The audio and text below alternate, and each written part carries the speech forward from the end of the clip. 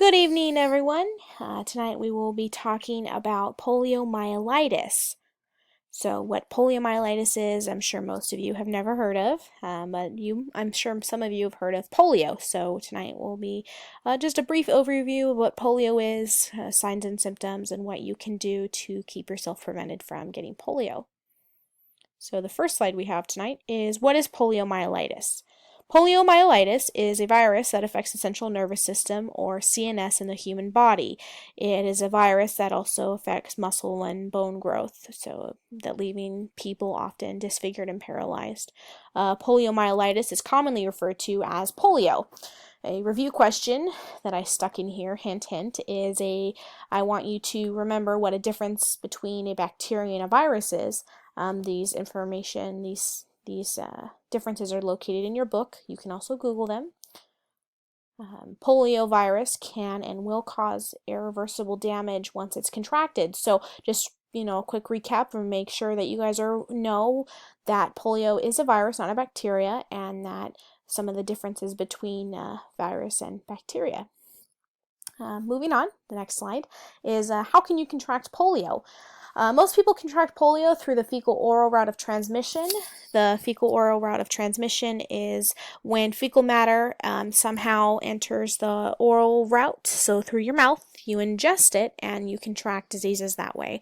So polio is one of these diseases, so if somehow there's some fecal material contaminated with polio is somehow on your hands, and you touch your hands to your mouth, and you somehow ingest some of that, you can get polio through that way.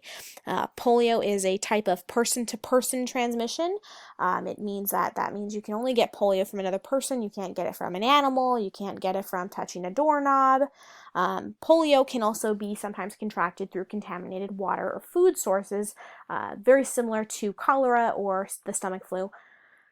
A study question that I want you to remember here is what is the fecal-oral route of transmission, as I just went over. So just review this slide and take some good notes. The next question is, what happens when you contract polio? Well, there are two types of symptoms. There are mild symptoms and then there are severe symptoms. The mild symptoms include sore throat, fever, tiredness, nausea, headache, and stomach pain. These are all very similar to symptoms of the flu or the common cold, so it's very, very hard to diagnose someone who has polio without the proper testing. People may just overlook it and think that they're just coming down with the annual flu. More severe symptoms include paresthesia, which is that pins and needles feeling of your hand or foot going to sleep, only it never goes away in this case. Meningitis, which is inflammation of the meningeal layers of the brain, which are the 3 layers in your skull that keep your brain protected. So when they swell, it can be very, very hazardous to your brain and to you.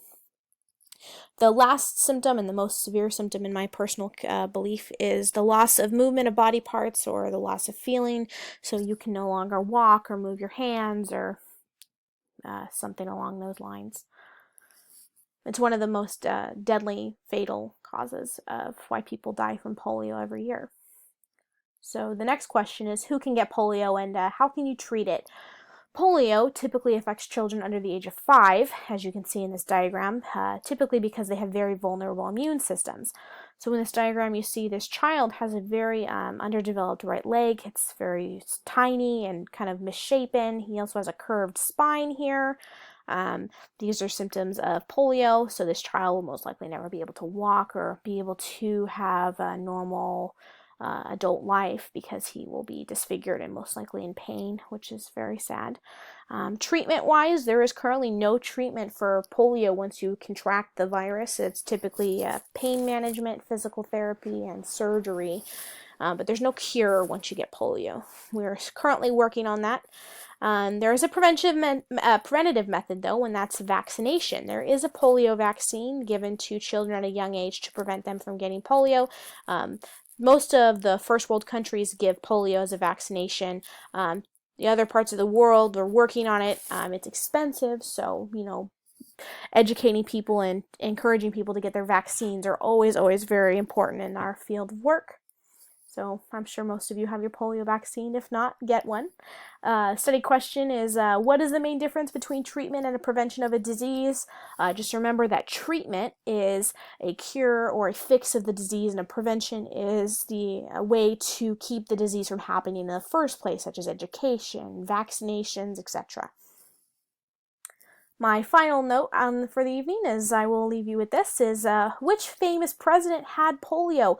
And if you look to the right of your screen, you'll see that it's President FDR. President Franklin Delano Roosevelt had polio as a child and was partially paralyzed for the remainder of his life. He was in a wheelchair, as you see in this diagram here, but he was able to walk somewhat with assistance. That didn't stop him from running the United States during World War II. He was an extremely, extremely beneficial president to the United States, and I'm sure you know a lot about him. And just a fun fact, we will talk a little bit more about polio tomorrow in class. This is just to give you an idea of what polio is. I will see you all tomorrow in class. Have a good evening.